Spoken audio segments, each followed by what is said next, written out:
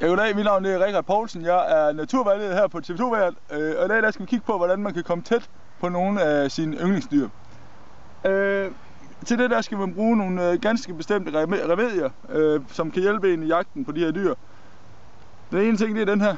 Nogle de vil kalde det en trakt. Jeg kalder det et kaldehorn. Og da jeg har mange års træning i øvrigt i at kalde på dyr igennem det her kaldehorn. For eksempel, jeg ved ikke, om vi kan prøve at gætte, hvad det her er for eksempel.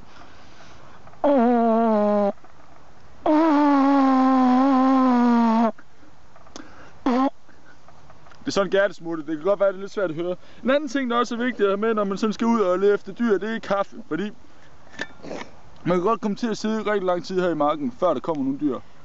Og så det er også koldt nogle gange, så skal man have lidt at varme sig på. Den ved alle, hvordan den fungerer. En anden ting, der også er vigtigt, det er at have kikkerten med. Fordi hvis ikke man kan komme til dyrene, så kan man da i hvert fald lige snyde lidt, og så kigge igennem den her kikkert og ligesom få øje på dem. Men det jeg vil gøre nu, det er, at jeg vil tage mit kaldehorn og min kaffe vil jeg lade stå, fordi den skal jeg ikke have, når jeg skal på jagt. Men hvis I prøver at kigge ud over der,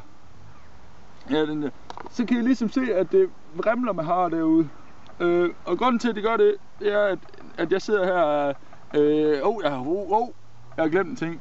Det mest vigtige, det er, udover alt det her, det er, at man har noget god kamufleringstøj på. Kamuflagetøj, det er alfa, omega og beta og gamma for, at man overhovedet kan komme tæt på dyrene. Simpelthen fordi, at de får øje på en, hvis det er, at man ikke har kamufleringstøj på. Det virker virkelig mærke til, når jeg ligesom begynder at gå ud, så kan I ikke få øje på mig. Nu går jeg ud, mens jeg kalder. Det bliver bare der rundt, der sker ikke noget.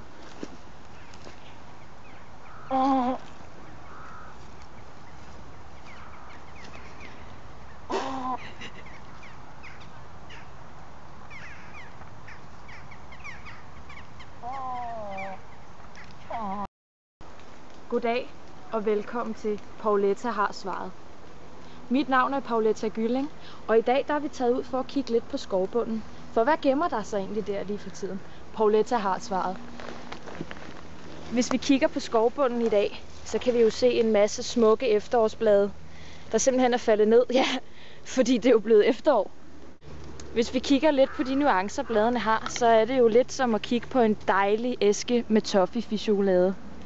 Og hvis vi bevæger os lidt heroppe af i trætoppene, så kan vi jo også se, det er jo tydeligvis blevet efterår. Der hænger kun lige et par sølle blade tilbage på træerne.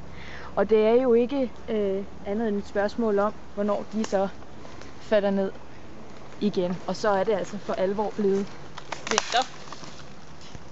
Velkommen til TV2-været, hvor vi i dag vil gøre noget, vi ikke plejer at gøre. Vi vil simpelthen kigge bagud i femdøgnsprognosen, fordi så er det meget nemmere at forudse, hvordan vejret det bliver. Hvis vi kigger på dagen i dag, torsdag, så kan vi se, at det blæser 8 meter i sekundet, og så er det gråvejr.